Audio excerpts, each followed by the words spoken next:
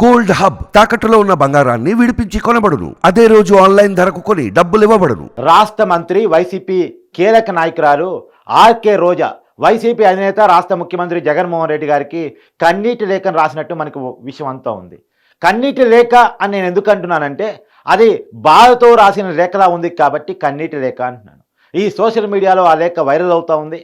ఆ లేఖ యొక్క సారాంశం ఏంటి అంటే, నేను ఓడిపోతున్నాను.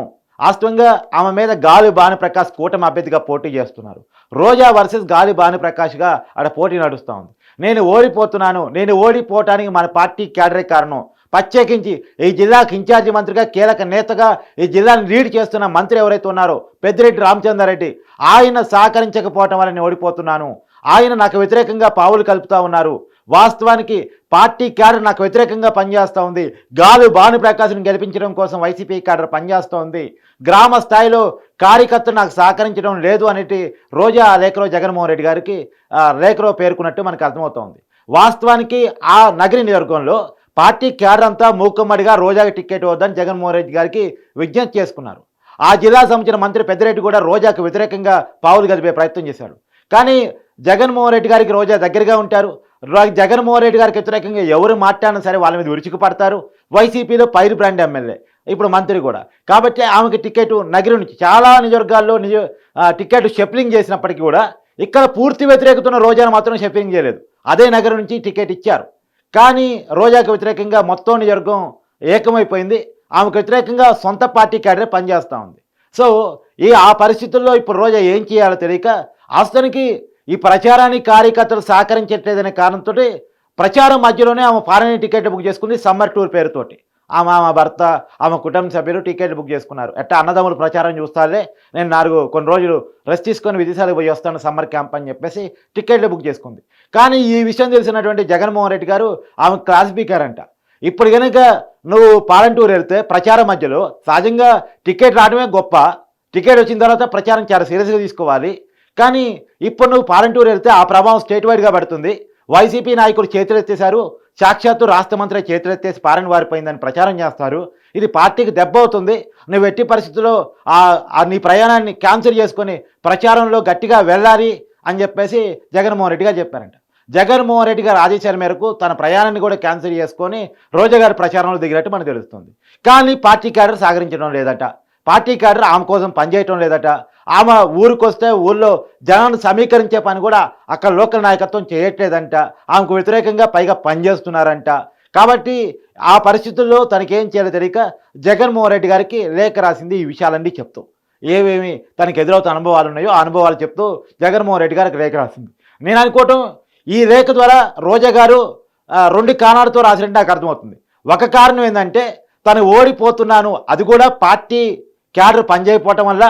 పార్టీ మంత్రి పెద్దిరెడ్డి, సీనియర్ నాయకులైన పెద్దిరెడ్డి నెంబర్ 2, నెంబర్ 3 ప్లేస్లో ఉన్నటువంటి వైసీపీ పార్టీలో పెద్దిరెడ్డి పనిచేయకపోవడం వల్ల, పెద్దిరెడ్డి నాకు వ్యతిరేకంగా పావులు కలపడం వల్ల నేను ఓడిపోతున్నాను అనే విషయాన్ని అధినేత అయినటువంటి జగన్మోహన్ రెడ్డి గారు చెప్పుకోగలిగితే రేపు సింపతి చూపించి రేపు పార్టీలో ఏదైనా పదవి ఇస్తారు అనేటువంటిది కావచ్చు. ఆ కారణంతో ఆ లెటర్ రాసి ఉండొచ్చు. లేదు అంటే ఇంకో రెండో కారణం కూడా ఉంది. ఎమ్మెల్యే టికెట్ ఇచ్చే ముందే ప్రతి ఎమ్మెల్యే దగ్గర కూడా, అంటే ఎమ్మెల్యేగా పోటీ చేసే ప్రతి అభ్యర్థి దగ్గర 20 కోట్ల రూపాయలు వైసీపీ పార్టీ డిపాజిట్ చేయించుకుందంట. అదే ఎంపీ అభ్యర్థి అయితే 100 కోట్ల రూపాయలు డిపాజిట్ చేయించుకుందంట. ఈ 100 కోట్లను కూడా అసెంబ్లీ నియోజకవర్గాలకు డివైడ్ చేస్తారు. అంటే ఒక పార్లమెంట్ నియోజకవర్గం అంటే ఒక 6-7 అసెంబ్లీ నియోజకవర్గాలు.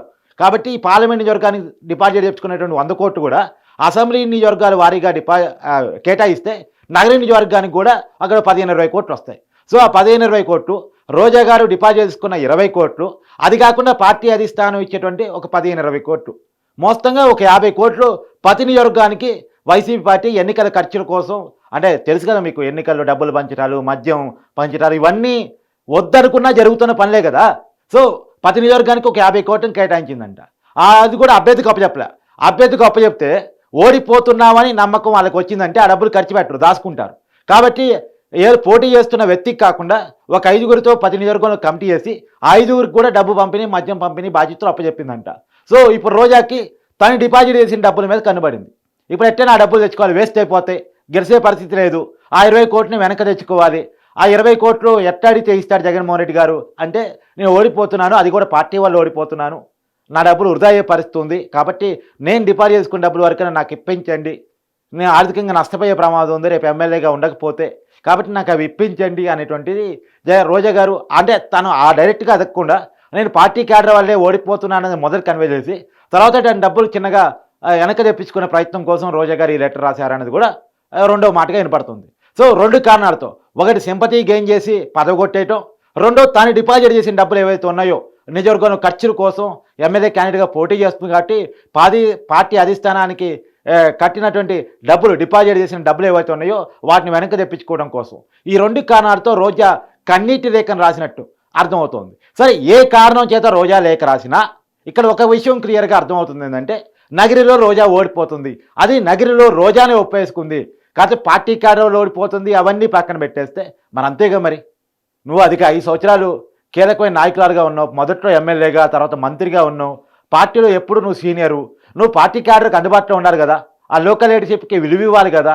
మొత్తం నీ అన్నదమ్ములు పెత్తనం అంటే ఎట్లా, ఇసుక మొత్తం నీదే అంటే ఎలా, గన్నులు మొత్తం నీయే అంటే ఎలా, మొత్తం ఖర్చు పెట్టుకున్నట్టు పాపం పార్టీ క్యాడర్ని కూడా చూసుకోవాలి కదా, మంచి చెడు చూసుకోవాలి కదా. కానీ అక్కడ పార్టీ క్యాడర్కి రోజు ఎప్పుడు అందుబాటులో ఉండదంట.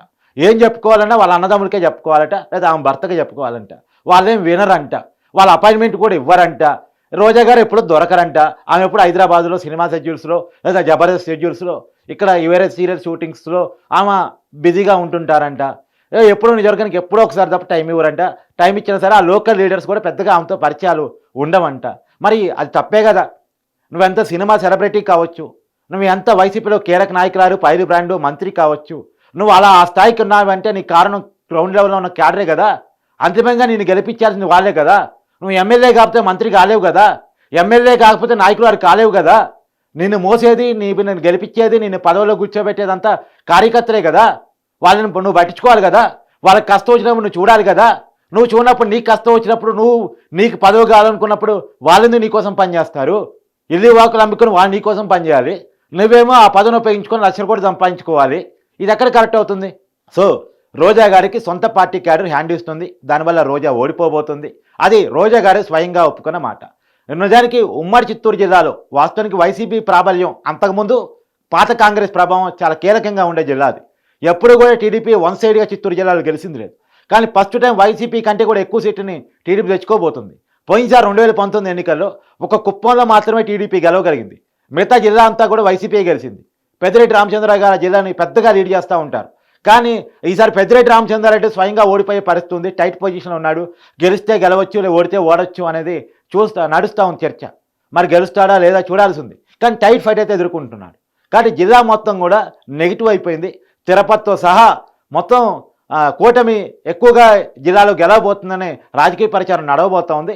కానీ నగిరి మాత్రం రోజా కన్ఫామ్గా ఓడిపోబోతుంది, గాలి ప్రకాష్ గెలవబోతున్నాడు. ఈ విషయాన్ని రోజా స్వయంగా ఒప్పుకొని జగన్మోహన్ రెడ్డి గారికి లేఖ రాసినట్టు మాత్రం సోషల్ మీడియాలో ప్రచారం గట్టిగా నడుస్తుంది.